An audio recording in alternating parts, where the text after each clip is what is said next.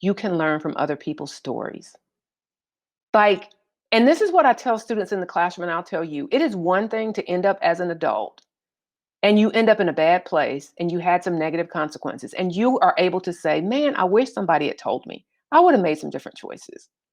But let me tell you what's going to hurt a whole lot more is if you end up in that same bad place as an adult, or not even as an adult, I mean, as a teenager, as a college student, and you have to look back and say, I knew better.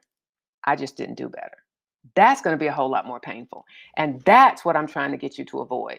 And that's what your parents are trying to get you to avoid because they don't want you to have to learn the hard way.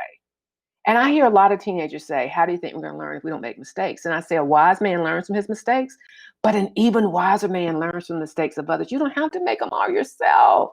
And that's why I do what I do. Y'all, it breaks my heart to hear all of these stories, to have another girl crying in my arms after class in high school saying, I wish I'd heard you when I was in middle school.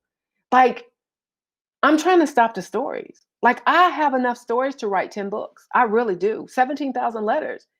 And sometimes I'm like, oh, I just wish I could get them to get it. That's all. Nobody is trying to ruin your life. I promise you, your parents aren't trying to ruin your life. And I know sometimes you might think they're just trying to ruin my life. They don't want me to have any fun. They have all these boundaries. They don't want me to do this. They don't want me to do that. No, nobody is going to love you any more than your parents love you. And am I saying that they always know the best way to communicate with you? Absolutely not. But you know what? Y'all don't come with a manual.